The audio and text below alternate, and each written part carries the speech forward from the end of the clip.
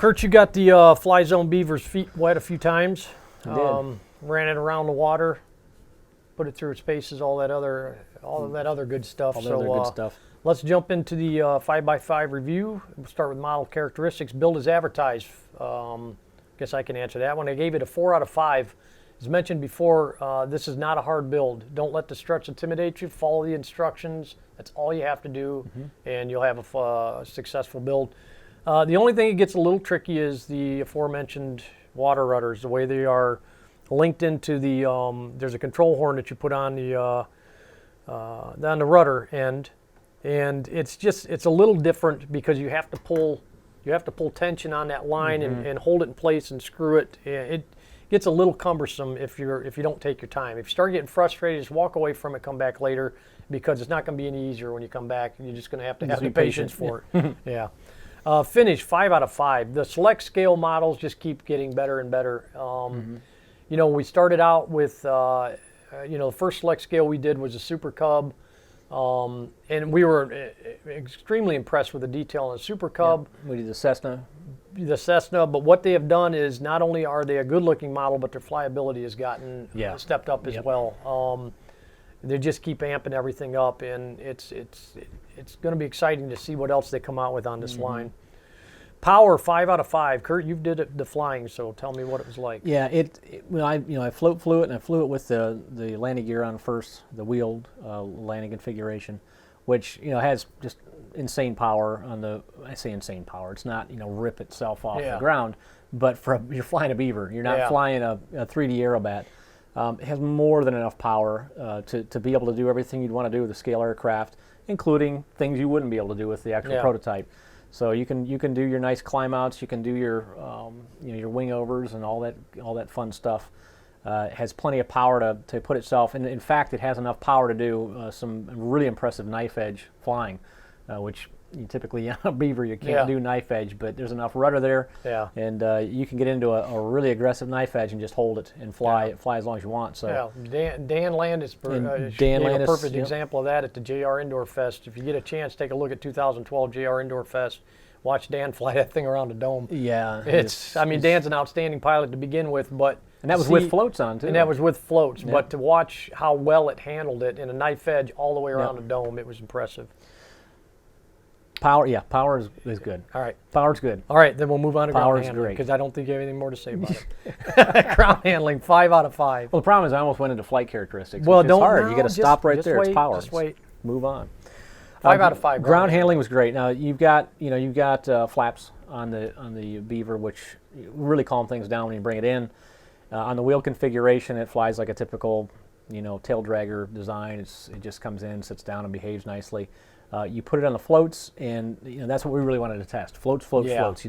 The design of the floats, the position of the floats, in reference to CG, the overall length of the floats, the stepping on the actual floats themselves. All these things play into, and they actually have a couple of fins on the nose, and I'm sure there's some term out there that people can rattle off, but it essentially cuts through the water a lot better on these. And what it does is that aggressive. It's water looping essentially.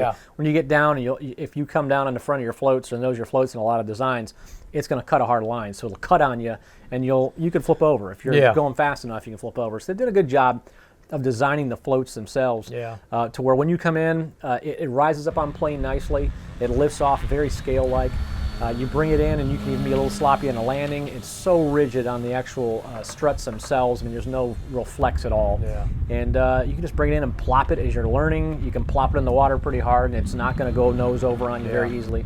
And when you're taking off, it doesn't want to do any of those hard cuts or anything. It sets really nice in the water, too. Sometimes you'll see these floats where it'll either be extremely tail heavy, not tail heavy, but just the tail down back attitude. The buoyancy's just not there to keep it on a nice level attitude. And this has just enough, little pitch up and just enough incidence when you're sitting on the water that you can roll into plane or get up on plane, maintain that same incident, and then just take off. So it makes it really, really easy to manage. Good. And then, like I said, it's as you hate to say it's as good as it gets. It's as good as it gets when it comes to a float plane. It was designed properly.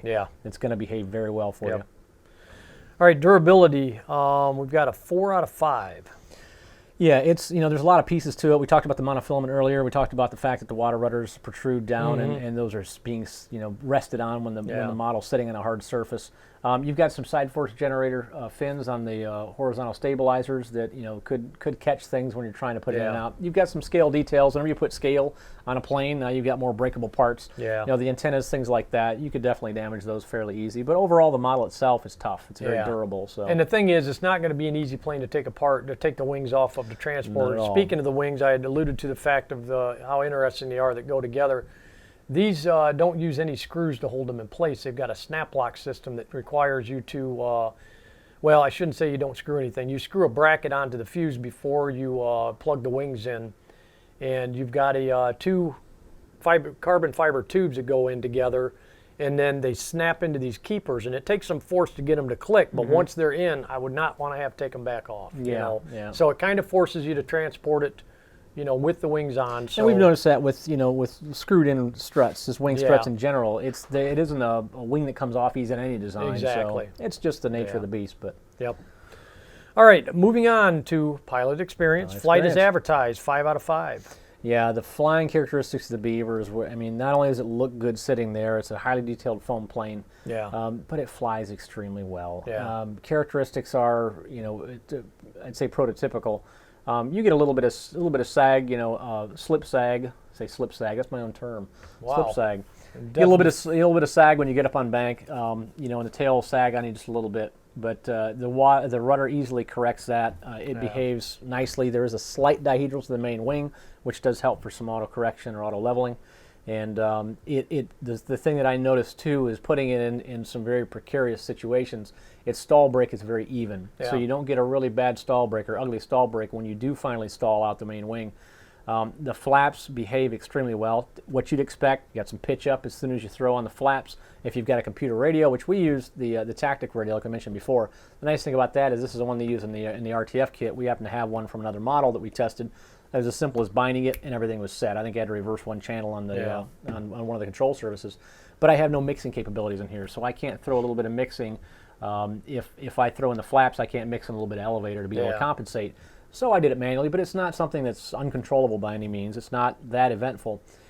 Flaps slow it down beautifully. It'll come in the water and just sit right down, so nice and smooth. It was an absolute joy to fly. It was a fun plane to fly, and I've yet to say I've flown a float plane that didn't have some characteristics, something that it does that you had to kind of learn a little bit, and then you're fine. The Beaver was just, it's like a simulator. You fly it. It lands great. It takes off great on the water. It behaves in the air. It's even when you go through aileron rolls and stuff. Now this is not a roll machine. It's not meant to be an airbat. It's not meant to be. It's a little slow through the rolls, but you don't lose tons of altitude. You can fly inverted with the floats on. It's not going to go nuts on you. So very good behavior all around. So, all right. Well, that brings us to flight time. Flight time, let's give you some specs first on what we've got. This motor, a 3-cell 1800 milliamp battery, we're pulling about 29 amps. Full throttle. Full throttle. So if you do the calculation on that, which, we've got that calculator on our app. Yeah, I think we do too. Yeah, somebody else has one on their app. It's ours. That's RC Flight Source. Our app and our website. Yeah, that little plug there. A little plug Shameless there. plug. Go to tools section, go to batteries, and you can punch in. I mean, it's very, very easy. You can do your runtime calculation. Yeah, it's runtime calculation. With that being said, we are looking at about 3.7 for full power on this battery configuration, 5 minutes for climb out, and then 7.4 on cruise. Now, you flew it. Cruise is going to be 90% of your flying. Yeah, it flies really very comfortably at about half throttle. Again, the Powerplant is well suited for the airframe, the weight, and the wing loading, and everything else that go along with this plane. So with the floats on, you're going to be less than half throttle for a sustained flight. Now, we calculate within the calculator cruise at 50% throttle, climb out at 75% throttle, and of course full is full. Depending on your conditions, depending on your prevailing winds, depending on everything else, what's defined as cruise, climb out, and full is full. May vary a little bit, but you're going to see with an 1800 milliamp pack about that, 4 minutes, about 4.5 minutes, if you're really just constantly hogging on it. You're just getting into it, and you're just pounding that thing the whole time, which you shouldn't anyway. You should never keep a plane maxed out because they're not rated for that. No. But, we stuck in our little bit bigger battery, which is nice because we gained a little more time, didn't really add any weight per se. But you know, it's a cruising machine. It's very much a cruising flyer. So yeah, you're this is gonna one of get those relaxing flights. Yeah, you you're want to going go to out get there and have fun on a 7 calm minutes evening, and pretty consistently. 7-8 minutes, very consistently flying the Beaver. Unless you're doing, you know, have fun with it, do some knife edge stuff, and do some basic aerobatics. Yeah. You'll see that flight time go down. So with that said, we gave it a 4 out of 5 for flight time. Field size, Kurt, what would you say? A medium pond, small to medium pond? With the flaps, you can take off in a very short space. You can land in a very short space. So that's not really a challenge. While you're getting used to it, if you're not familiar with the platform, you don't want to stick yourself in a small puddle and think, oh, you have to hit a certain target. I ran out of takeoff space or landing space here. But really, within about 20 feet, very comfortably, you're going to take off and land without having to just get real aggressive with it. Sure. So, again, once you get used to the flaps, because you're going to want to find out what its stall speed is and be able to do a few passes and really get it down to that lowest maintainable forward speed to be able to land and take advantage of its slow flight characteristics. But, a small pond would be very comfortable if you've got run out fore and aft. Yeah, if you've got, a good approach and you've got enough to take off providing that pond has a large area around it to fly. Yeah, absolutely. All right, portability, 3.5 out of 5. Like I said, the wings do not come off easy. You don't want to be... I wouldn't want to be taxing those connectors by prying them apart and pulling it off on a continuous basis, because that is the only thing holding the wing, and you don't need a failure on that. So it's an assembled transport. It is an assembled, which it still not transports. It still transports pretty easy though. It's not bad.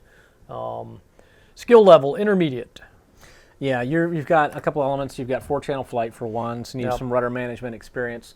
You need to have your orientation down. Float flying itself is its own challenge, its own set of obstacles. And Rob, as he came into float flying, I think he was very nervous because he saw how float flying can go wrong, and it does on a fairly regular basis. You get one shot a lot of times for a good landing. If not, you flop the plane over. Not that it's the end of the plane, but you're going swimming. You're going swimming, or you're waiting for the current to take it to the other side of the wherever you fly. Yeah, and it's just another added element is all it is. And it takes you have to be comfortable with traditional landings. Yes. If you want to have the most success from the very beginning with float flying, because you already know how to flare, you already know how to come in with the right attitude and angle. If you don't have your landings down right now, if you're the type of pilot that still struggles with every single landing and has maybe one good one out of 10, float flying's not for you right now. Float flying becomes a more advanced skill for you based on your own capabilities. But generally speaking, it's an intermediate pilot that is ready to make the transition, that has those things down, will have success with this plane. So I agree.